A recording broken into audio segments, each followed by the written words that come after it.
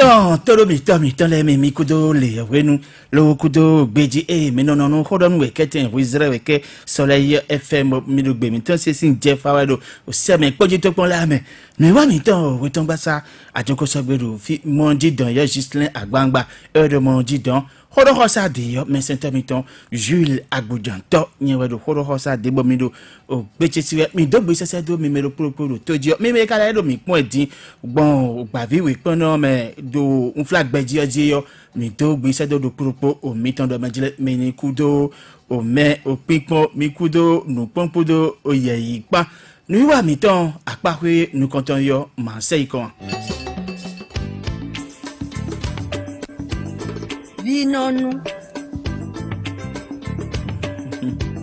Vinonu gbede tono mi tan la mo yo e ka ko fufu afowa agbasa donu e Dr Basile Agbo donu mi mela hoji la gbojanto mi kudo le wenu lo kudo wenu mi ndi mi do si se do majire e rame wani mi tolesin o kwedeji no imo nubo mo do bo no mi kono wo ai so mo eyan o no le ye du itan yo onya apaja oye blame ehunwa hoja kite we tete ma yon pon amen e ve jele wa men onya podo afututu ronron afututu den bo akonfide bo no le o sin ko yin ro me to bo ndan je pe mo nkan ton na wa ye ko nton so we bo nya to so si na yin agbon fide bo o yan le iroko itan na do no le iroko itan na do bo e ka je mi me eyin to le ton je yo anu ezon bi ko no hugo mo me da ho Dr Agbo no esi timea ne na timea bon esi anu ezo mi papa le ton yo mi sun le ton yo e no Hugo Gislin Agbangba do mi de no so ide do ajo ba ide le lo mo ye je we mi tonu ye lo mo si so mi lo mo do ajo ati ho ye kabi ye se gan ma mo do badalo woni wa kameni Agbo be mi se gadi ye va go ganse ne lo e ka chi mi lo nu e ko lo mo sindo sindo e ko lo mo ba ni wa so be ka lo sindo ama mo lo lenu ebi o pin doro po me o e no ya bo no mo tole ya me no le je no mo ye no lo fine bo ye we no ma do temenu kon ton ye ton we cho bo no amo tole gbongudo kabi mi tole so mi gbede so e so bo ka e jo ko mi to si azangbe o ye me no le o ye no nya abado me ni ya mi no fi ro po ayo mi to no wa ji je ha e do benjile na bro ro ti ro ka be mi lo jero tavu eji yo mi o je do me ndo akluza po he no e no do ne me no do re ka ko jo ga ko mo nkan ton nu gbo wa nyemo ko jo o de fin ya kabi le lo ko po we no do wa e ka ko ri ya me ye no da lo jijonji ya me no da mo jijonji lo faut dire bien bon ça mi branda la continue quelque chose que mi je e ti ndo je ma mi ton ko blo mi do mo vla vo ati bon me la hoji la gboja to ko lo la do ya mo mi gbo sa lori ye to mo na sa for me badalo wo na wa ka me o ta gbo nka se gba ko to ya be mi ni sa mo ye e do je kwa dire mi sun le mi wudo ye kekle mo so ke mi wa dire mi papa le e lo wa dire mi papa le yo mi wudo no le wu ye kekle mo so ke bonu ko mi je tu to se ansan gbe wa wu ye no kekle bonu de mi je mi no so ido ajogbon yo ilo lo mo ye kekle mo so mi do ajo mo e je ko ire me le mi no blow flag bonu ve ye wo mi sa da for mo ko to de bu wa ni bo ate mo Gislin Agbangba mi ni apa de vous la menon ganji Dr Basile Agbo awa fiyo la menano ganji sin ko dire menondo Dr Basile Agbo Dr weton yo ale tenu e kanita ali enu e di osupo me wo do di se hawo mi na se mi Dr la menano ganji zo ato la menano ganji zo ato do yovu pawe do yovu pawe do asinkan weji do ndo yovu pawe yo era mo do le Dr zo pai mi no wa o si apawe ne lo ele do le de me devo e do go fleme bo go fleme ne o e ma tonje me o e si hutu bon nous e zombo mi ka ils ont fan akpako ni on way ndole mi wa mondole akpako trele yo volet so nu mi on le deme bo de wule yo e so so eni on le nu mi bon le mi na wa gbon bona nu am 5 yon e sin kan kereje no ho do eni on mi kan flame liva no ton de mi on oya nous y bon ou alors devo ka debere kana zambo do bol la mena no gandison le na mazama si kwion le o kalo ye si so khale mi gberi mama change de so na bi agbaje so no mo ti o ye me da ticket kin sa do ticket kin sa tele lo mo yo e so la kisi no mo ya ali je we ka de wona do me jile hen na gba so le fe mazama ticket kin ali je ay mo mais gege ina si hu mo gbo ane me mi tun le nu ni o so be ku me azo eni o wa to do yo fu gbeji gege bo mo te mo tizonu azo yi ba lo pa eni o you me gege ko do sin golobo yi ma tin to do apa eni o pe cho we lo mo cho we ka le do ta me la pa do po ya nu zo bo nyina nu zo bo do ta me mi ma mo me le jeno ikudo me le ta me mo we do mi pon mi amondole doto zo alopa eni o ren wa nu mi bo so da sinu mi gangan o elo flije gege bo ka do wede gege bo eren na mo consinton do apade o pe nous sommes milé ils ont fait eni o ouais tijan ene bo so eni o so gon di o ni bo mi khowe le di ple bo bi budo goro po me ba wo so butebu eso ya gbode ya to ga o bazil agbo mi go si fine e ho me yan nu so bo do n sese de ro wi ni so gbedo mi we ho me we ndo me jire wo mi mi de din o asonre tin loro nu gba ru o we kezo ni obi me do bene to obi me mais les senti di mana mo bo ando le jire tension est agbado mi be tension est agbado mi be tension no lo po me de so de di bono go hamon ko to ma jiro o to mi to me abo yanro amasin le ro ko ba ati kenkin le ro ko ru ndoro le ro ko du lo na si hono ganje bo tension so ja ke lo hypertension artérielle mo do ati ene e wezo ndo ja tin mais nous quand on tout mi to le do apa mon coton ho tension de e no hu ya ka bi ne kon ani de ka le lo bodo o tension to basé la gbo do yo do fongbe mi anon gbe mi to me o hun yi 10 ans e we iloro hun yi hun wa do hun yi o si hodo gbe mi ja hun wa do si hodo gbe ya nu vovo we we hun yi 10 ans le hodo gbe mi hun yi o ason fo yen ni ason fo e ele wa do hun wa do ason fo mo ke ba ni hun kan na mo tam hun do na no tere me no ba me ro fine e na idiodin e kan la do din e ro ba me ro fine ne hun ko idiodin mo tam ne hun yi jizo e ko do mi de yo e ba yin do le ron e hun no do bu no si ku sagbon kan mi ton le me bono yi mole biti do agbaza mi to me yon ron eni on sin dire do mo me yon e we yin nous mi le tension artérielle hyper tension artérielle on dire ton e mi le tension artérielle dion e wa idio be zewo e mi le hypertension we no si ko aja do e ni o si ko do bu mi ja bon nous et le ruidi khodo we yo nana khale do potro mi tole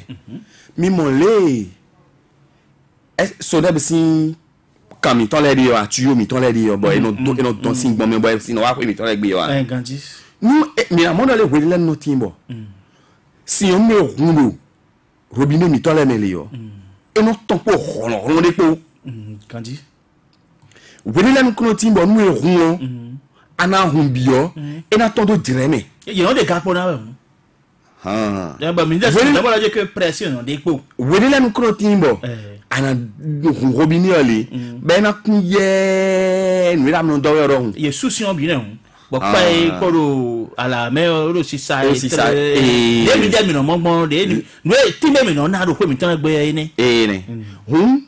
mo e kanjo mi ton e no sagbon kan le me gbon ene nous ayons le méditant à tim les gens qui ont eu le don de tirer même mebi et la top pour on dire et quand ton kango do dire mais mon coup de quoi dans dire mais nous ayons les va dire yiji do on pour tu on yiji on est et Bo ani na do gro ni mo na do na ton po na po mo e te no yen mo nous et minoi là do nous ton e wa yin zono e nona ron on ben no sac donc quand les moteur fie ji jon ron mais moteur di bon nous et fie de repolio e no yin won se do quand les mais when yin won se do quand les mais nous quand les bolé na di obo nínú me to ganji bo ye ma do ason de bujewe ya o e no tin fe le do na digbon when nous e jere me ni osin ron e ro kan ni ole me pon e no mo le e do ba me ni mo le ni ngwere nous e ka wa yin le vlavo kan ni ole wa iru ason jewe o allo afoyon kaeni ole o ndelu kaeni ole me bu swali mu kaeni ole ho en ro ena zan bu na siku di mo kaeni ole me ro yo iji ototo gan ba jila gbo hun do me de fine yo e ndo me jile ho e na igbongbo to ka be na itrolo le na igbon yo kan wa no zon mo do mo me dia kan wa no zon ko do hun po do nu e no ho mo no le aliokun dile na digbo yo aso yu wa ye ton et non les deux ganji nous aso yu aton do e barole roni dimbo fie e na yile ron de e na do waso na e no do gan ron ni oji ka be e no fe do na jele e jamoje kan sulu do yo e mi na won e mi na ron si didion e na po lu su kan yo na po si ba mi la mon kun e ayo na fobo di merci di le na ye no lengbo yi ni fine no to gan ronji bo ron de no jedeji we me ka do mo e so mo eno dire ron ni opon eno modole ron me ni oton eji bo ni minana khleton to do mi tole o e we bi boni e do dire me nu mede bo e pon e da ron ton si ron pon e la modole et dans nous dirait gan haut do atonji 10-5 et le dirait même beaucoup bien et le moyen de bonbon et ne nous le dirait même beaucoup so gbele non bon me bio et we le temps tonji et 10-5 et ne when we eze mon do awatwe we yi ron awalisio kabia awalisio alo awami we le debu ezebo yo et na monale ron et runtu no do bono sek rondo kan le me e wa yo de kan le no zan bono le konu ron wa iwonji yo e wa intanton ja kan le je so bo le konu ko kanjo no e lo kanjo de e no ngbondi we no kanjo ro agbaza me o bodo didi we o nu e lo mole biji bo leko e no wa fie ti chatende de ko do fiju opo e bo nwe jo kwikwi bo mi ni lo do oxygen e na gosin gboje jo won yi we mi de yo me bo na bi ohun mi to me we ne mo e no klo hun me bo no de nu kwiji e do hun me le ton ni mon kunja me e on de nu kwiji do hun me le ton ba ni la no ton gboje mi to me e we mi no de ton mi yi gboje yo oxygen no bi yo me mi de ton le yo kwiji de me le no ton e we gas carbonique e do mi o ma ko me yo ipon mi ni o oxygen no we mi no gbon bi me bono tun gas carbonique gas carbonique ko me kwiji gosi hun mi to le me John kwiji gosi hun mi to le me e no ton mo fine we le no hun we me mo oxygène on le yo et non les rouge bono mia bono do checheche et mi we no le ko ihunji bo won no le sedo agbaza ame bo e na moto bo le iplo nu kwidi ro don le bo le plo ye ton e na yi alime bo alina de nu kwidi simele yo ye da no ya alime bo na bo fine bo le wa fi bo le ko afijo me bo fijo lo na de nu kwidi sime mo agbaza do aso wa gbon we ni de wa aso bojo de do wa ça va bien non quand j'ai des teams et nous le et ne de continue oui et ne les non mo ene quand ma home alors appareil circulatoire et ne kabi mo ya chi ben non ça bleu do dede na mo so rouge do dede na et ne les non mo et go sin kan le me on dit ben nos ans bono do leko on ni on so si kudo gan so e go si wonji bo wa yi agbaza me won e wa so be no dire bo e go si wonji yo e wa ino inda ho elo aga o bo e go si kale me o e wa interview e ro doe oh to kan basé la gbo mi da tin san de me jile mo awa aba wo no so mo do no so do alomiton filole bono do yi wezu di we no nja kan be e kan be tin san de meji aba ka bi alo disio ya ka bi amiyo ya jibado we le bi e na yi disio ba na mo nu fo ba yi amiyo disio na mo nu fo wa vo gbigbo pere no de me do awa disio fo eno mo nu ye awa amiyo vowe no monweye do etau ron e ronzan humi to e ma ya amiyo jiwe de ya amiyo jiwe de ya akonta mi to amiyo jiwe de tenti an be ko akonta tenti ton so tenti we de amiyo jiwe bo me da me ja pon humi ton mi so alo do tenti mi so alo do bono pon ro de mo wo yo ero kenu polo amionji kenu polo amiyon amiyon pa we di de din ame teti yon me jende amo amionji we di nu dagan e jire yo me le no timba no moropo o me le ko timbo e no mombo e si we kenu po alo kenwe do we lesson 30 doctor kan do na kan bi yo mi na mo je bende mi do fin din tolo bo alopa e jire ko kan jona si ku no bo e na do ba me yo mais na qu'un dit alors pas quand bon et il dit na ko tout do me dile e il dit ne e il yo di tombo eze wene do teneji yo nu eze wo ala tun lo le hun ijizon e ro kon kuku nu mi edede wene bo me besin minado besin wene teneji yo mi hier mina lelendo e do tremeji besin wene ya ne besin wene do teneji yo kaka je we tene mi ka besin afoto no oji yo e ijine o tension to ijine e ijine hu iji one hu iji e ko do mi de yo e no kaka bu no iko ko kun we ko atonu medile me na ku ache me na ku a me na do be lo ka ya do bede ya e we na do bede me le no timbo e no do monu ye cho we no la fote bu no yi mi lo kaka iko eno iko nu medile mo se ko wu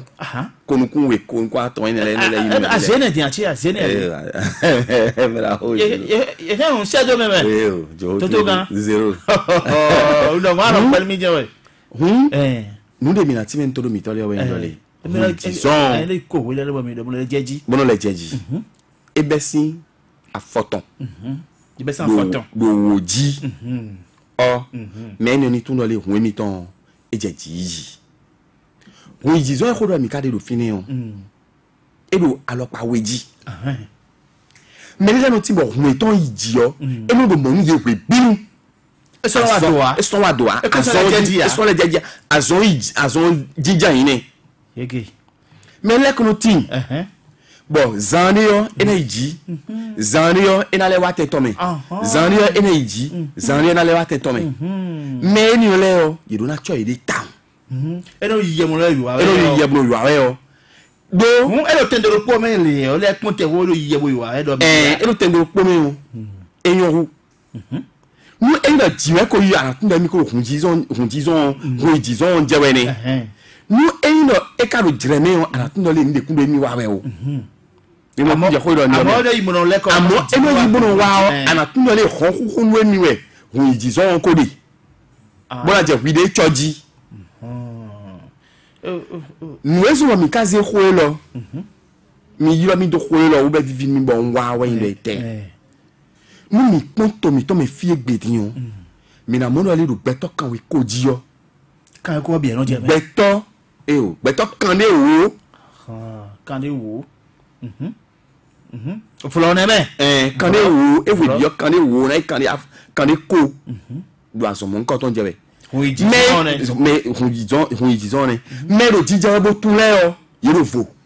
e we mo nje le ni mais ka le dija bo ma ka ko tun le mi do aso mo nkan ton je be ya le o ye de to me pa buru yi be e bo ma igbeje pon alo na si hu tu wa e utoto ga o keklen bazila gbo mais la so mo nkan ton je bo won ko iji o e do un tun de vlavo ba na si hu tu na kabi e na do ganje le fe cho won na dia kabi no do un tun le bo e ke o e na ba de ko vlavo ya kabi ne na ti gbo e na ko tun yen do mejile won dire ko idi e ne mera ho jula gbojanto oui jo bona wa nkan bi o to we ni onji yo na ti men to do mi to le role de le we no pla mi we no don alo meton so e jonu abrahu jesu disons oui disons et tellement nous comme quand je dudu dingan mais là no timbo dudu on ma do jeme kanji ya no do le dudu okun vivi o kanji no aru jedu e din an je hun disons oui disons ne ene tension nous ayons anu ami dinyo an je hun disons jedin ami din nous ayi me bo ko dinyo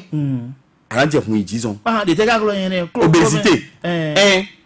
do mi mo beto ro po ni dragon e do gadi di meyon si candidat we Donald mi mo kun jame yan no eyo a régler bon ni dragon e ada e ru gan soka zinto do aria zinto yo me ru gan soka e Donald o akoni me kloklo le no tumbo ye mo en no budgetment apa ko do ko me na klo fe cho kana fuda pe bona dagana bi da lo na fuda fe ati e no jomo ati e no jo amo e petoa kloklozo jedudi gan amiludi gan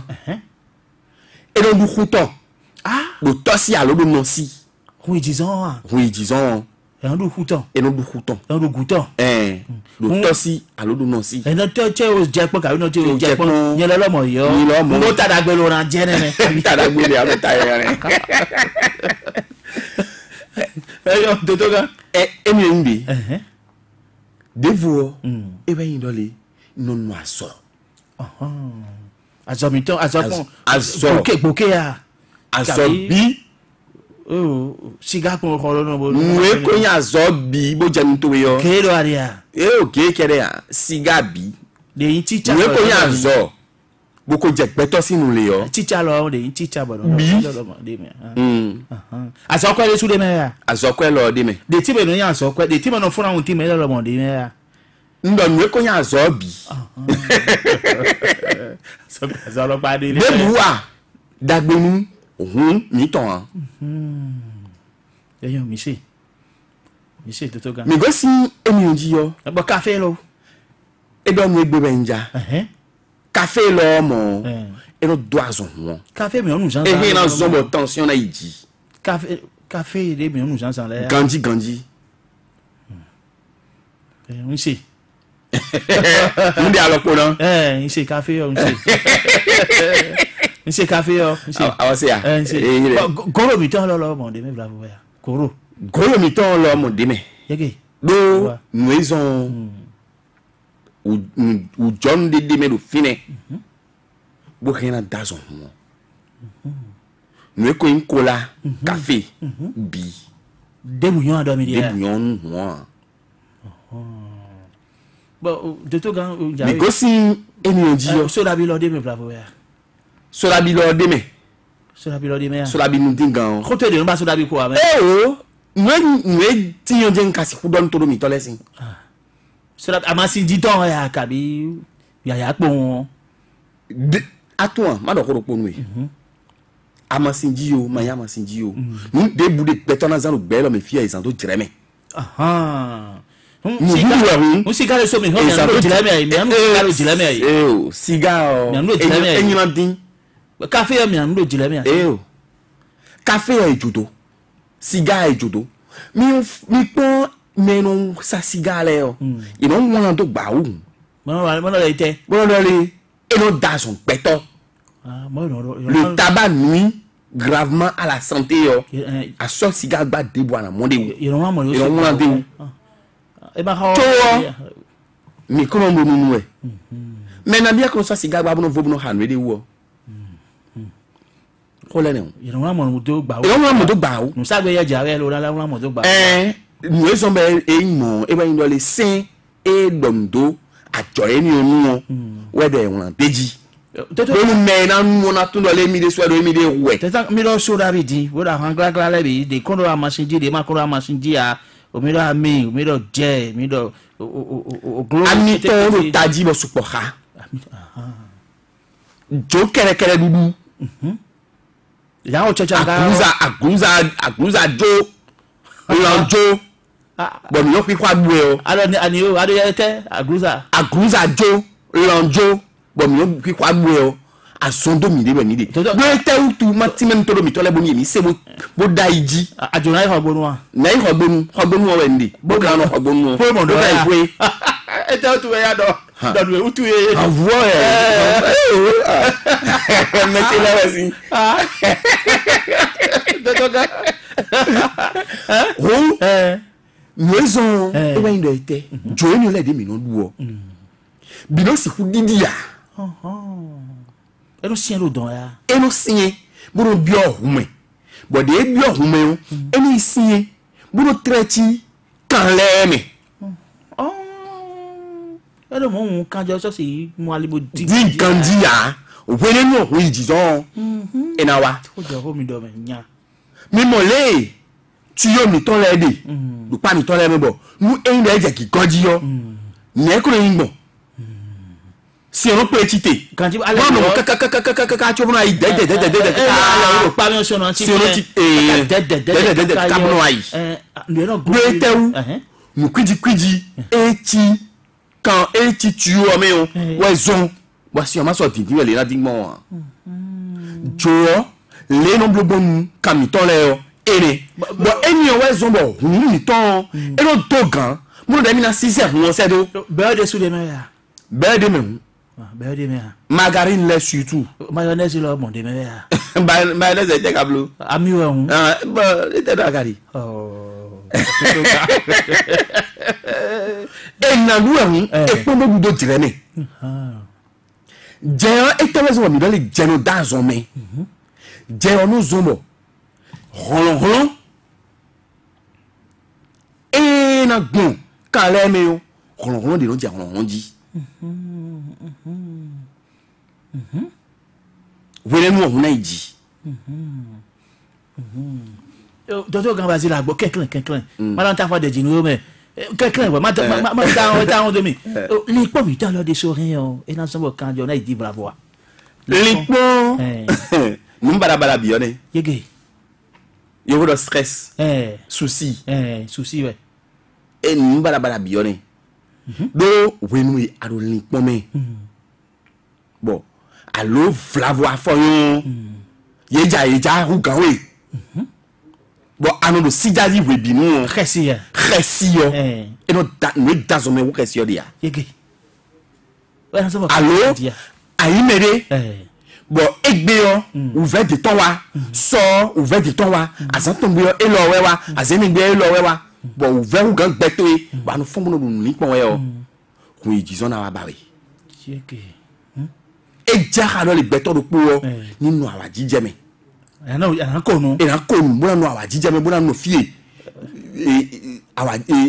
ni no me dagbe ni yo be na do li pon ah but e na li pon eno han lo e ma li pon dio Jawe. Mimi go si emi onji yo. Il a une point. Dogo. Adogolite. Homi mo nyon le ton. Asone ti no fini. Vas-y, mais adogo, mais son adogo le do adi. O. Homi mo nyon ton. No zon. Bon, oui, disons no ati jan inu me dele. No nyon dele. Ni nyon dele. Do ete utu. Jadudu dingan. Ami dudu dingan. Azingo kin dudu dingan. Abobo dudu dingan. La dudu dingan. Awle da singo kin wole da bobo ton. Nous qu'on dans son mille et qu'on donne musique. Madame nous dit là si c'est dans son mene. Madame nous dit non mais on voulait dans son mene. Singo kin ba bobo ko. On dans son mille. Yon de ko bi da tan gudo de ba singo kin da mo ta bobo. Ele mi wa so pere bo ne ba mi de so don. Sans la bébé. Mais agbangba. Masa ko don de mo. Jongo to me la du jongo sans pitié. Sans pitié on le bon be. Mi kekle mo nyalo na pedi. Do e maso do azo na bodu ai hongbe o. Ma do no ko ba jame. Nuezon. Nous rien zon et na don. On y disons va yo. Ene. Alison. Le alison. Rien maladie rénale. Ali de kaka lina de quand j'ai dit. Nous sommes alison raison. Na zon quand jona idio wenite. Monde do alion me fini. Bon e wa no blo signer nos zon. Bon humiton et dans notre traîner. Bon nous e no mo ni wa do son jewe. Signer ni est si kublo do weton moi. Le bien il plado il plado il we do po do azo e na wa bo si kudo dalo de yo yi. Akan hode bi omi chobombe Gandhi we lo le ni le ko na kan bi yo but na wa ji nu eble e wa ite me ro kun ijison jewe yo ne na si ho ogbon ne na si ho ogbon lo le mi ro kun ijison jewe ya ene no mata ko itoto ko lo we no na ma ko itoto ko ya lo we jele to kale tele we kana mo ene toto ga nu kon koton ena mo lo le emi da yo npo emi to no gbazi nu kon to me no gbazi ena mo lo le nous connaissons ton et nous coussons mon gandio et non badablo flifli et non mon ami d'ailleurs tu mis ton nom oui di super voué dans de tomber nous mais de quoi maintenant de flavo et non blozi mon tato mais de photo et d'or photo et yanya d'or et voilà tout le monde me dit tu me le oui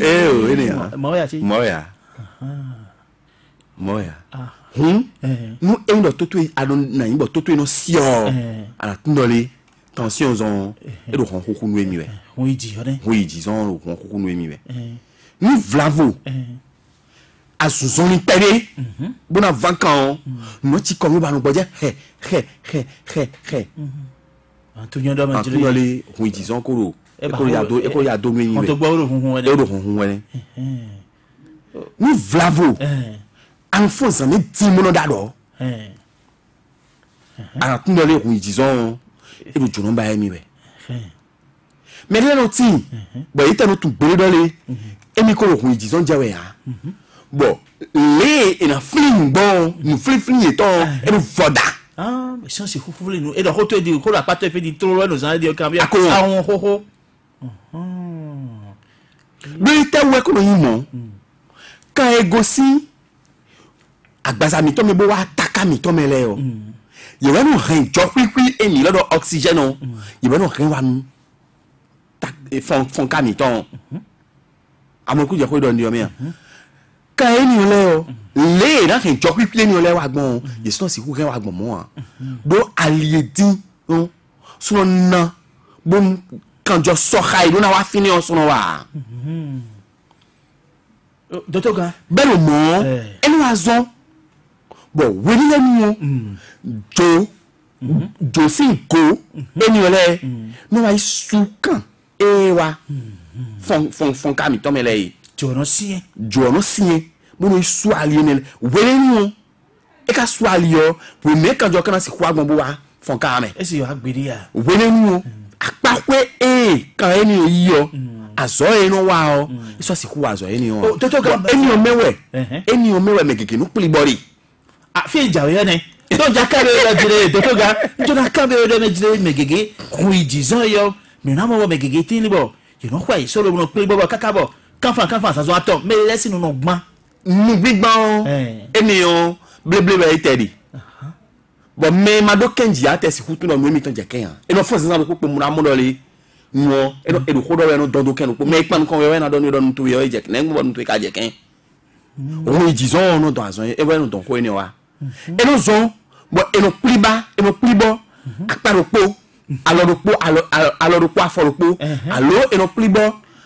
alowele allo no plibo afowele docteur Gami no mo do me je ndaje allo di si omo plibo ti yo afali se lo mo no plibo ko je asan no pa so ro ami o ka yan afo ami olomo no ko je asan ani no ka do mo we so mbe mo e wa yin dole nu mi ze fon mi ton apako we be di bon fon mi ton ero adisio ewenu wanu dokan ero amio meleji ero di si ko je mo wa do amio pape bo ero amio pape yo no wando adisi di bi onu ero le kane watin bo ayi nwe do taka me don do hui disons no zombo rolon quand on no zinzawe yo ero zombo kan eni le no voda bon danibo eton we le no azomo kan eni le no agba yege bon we ne ka gba o rungo na khalado takamenu ina khalado fon kamenu meyo we ne khalado fon kamenu meyo ina zin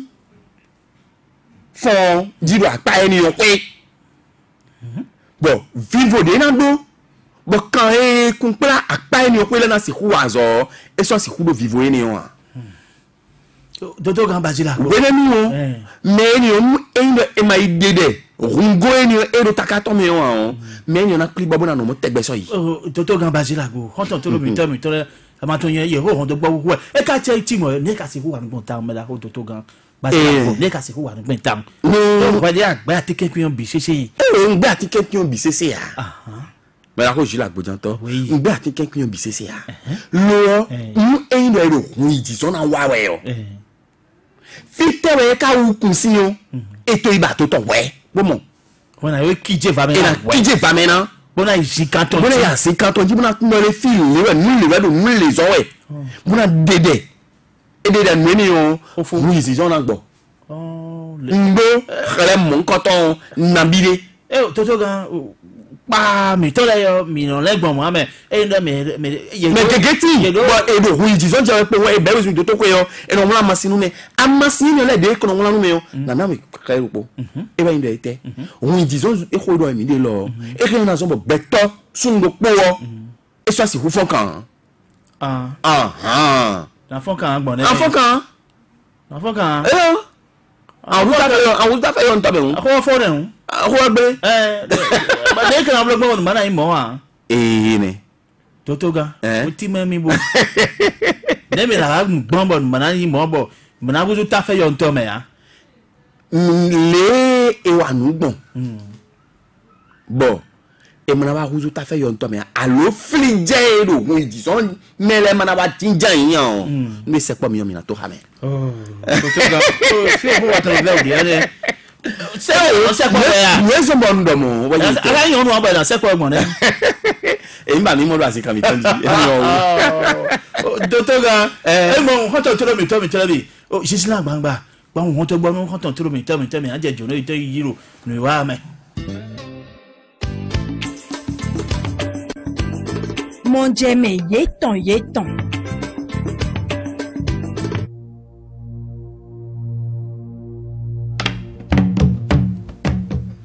Dono bene quand te ko mon kan oli yo. Oh, Meraho, Abojanto. Oui. En fait, mon point de vue, il y a aussi une autre docteur, beaucoup de techniciens. Ganji, de outi, agbome ka vi donya akoria. Agbome ka vi karu yende mai. Ah, moi c'est gbemi ton ganji lo don. C'est gbedi on c'est ganji, de Meraho Alain a dit wa on c'est tcheke ene on ya. Eyon, mi do pe. Il est moins mais là e beton on ya. Eyon. Ya. Ihoji Meraho penjo. Oh, ndogbenu la mena ganji zo wa totu elo. Basile agbo. Nous ti mettons kwete. Oh, ado tungoli ho fine bo ya e wendo makambione ne nya le mi kwa nu asinu ko kwa bobo ko Jean Petit mi to lo nya o do gai ho be mo je ye troji bo ndo diro re na yi danu mi pe o e iya tan ko si asire ya do li come mio che io voglio tro ye bo do ya ru anu ne bo na do ye to e no bolo bolo e no bo pero se ayo mate me bo no anu ya do je kono we di mi to ku ne o pa bo bolo de be no ko ke no se mi to lo nya wo no nya bi to mo bolo de bo e no ko ke no ko bo no do ne bolo e na to gankare lo po di bodo e dine e wa njora so pedi oh agboja to ba nyewe ya be to gan nyewe ya be to gan baji la po wa be we are mi gudo do aba ka o gbo ki kam ye wa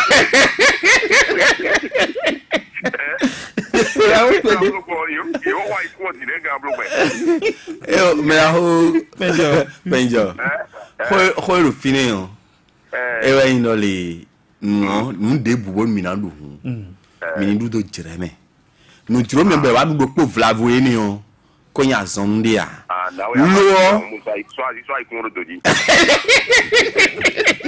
lo nu e ran de me we yete ami vovomiton e yon pepe me e kon le dazon mi voilà do ami e blonu mi we mi ye de gbetile o mi kan flame azimi mi ton e do mi no de o we a e so yan azimi ame koton queen kedeli nu mi we de me de ki mi ton le e ka po te ki ni we a de ki we mi ma gbere lo so na de gba we dia so na no ya de vo fi ba mi lo beku abeku egine de we ile na amija de vo ti o fi ba mi lo so mi so mi cholesterol kere kawesi adotomia ami do koti mo mi no ra kon mi be no yo abobo odun yen kaka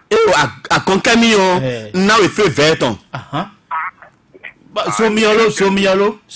akonka mi o na we fe veton no amodagbe ton hun do yiye nde do etia ba so mi olo zomio ede kampona mi keklen so mi yo ado bi aja we ya nde kunyo wa lo nbe ni de kampona zomio ma yo abo be kun lo be kun lo de na yo atun yo ya eri abobo ne oni yeduo le no jomi gbonbo no blogbon no dobo e no blo sin zozo pede nu mi bo clear pochebi no se ru pogo no fio de mo no jo fluto de bo no ndeji no ayon li se du boyan adan boyan aditode lo yen fi yon yen joto de ko yen no mo tension de ni e pedia ndo ayon li se du boyan aditode la me la ko se mo penjo me la ko penjo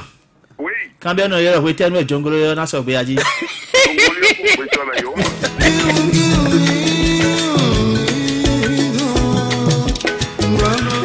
mi gba se ko yo wo mi sa ti gbe ka do mi wa do ko to mi tade boko wa o kan nu o dagbo yanto janvier kiki wo su gbagba yamde o mi lo ganji me kudo le we nu o ni mi du shagun mi lu ganji me mi lu tole se ko ganji won be londo dote agbo to nu mi emi de gbon yo ganji yan kan le biori parce que mi o don le to fin tout à mi do ho na ho ye me si bo ho do mi na no sa ye ga do ji yo po nendo na lo ma do jo a no nyodu yen debu a mi ko mala mais majorité maison on to mi le chile bon mais de no wa bon na ma te do jo ma wa siwe mais de le me lo po flavo de wa bon ne le do ne do jo ma o pari po flavo de le ni bon anja cambiero que lo ne mi o yin wana moni bon mi ko no du bon amasite le mo mi na za après bon autumando ati o de do bibo jan cambiero e na tell me la ho janvier kiki na tell me kaka allo don me ko wa kan nu ne mi kare gbero so le fm do mi lo ganji lo de be mi grano kanji me la ho to lenu mi ho me dagbo me ya ino yoro mi do ta gbo me ro me sin boy kan patalo koli ndo njere pa tomo do te dako Kudo le avon me la ho. O na don mi do le amai beneto bi ogbeto 11 million e mi tian yi 11 million mi yan 9 million we do asomo nko ton jewe bo 1 million so da son di bu jewe ya 11 million le me we yendi 1 million le me yendi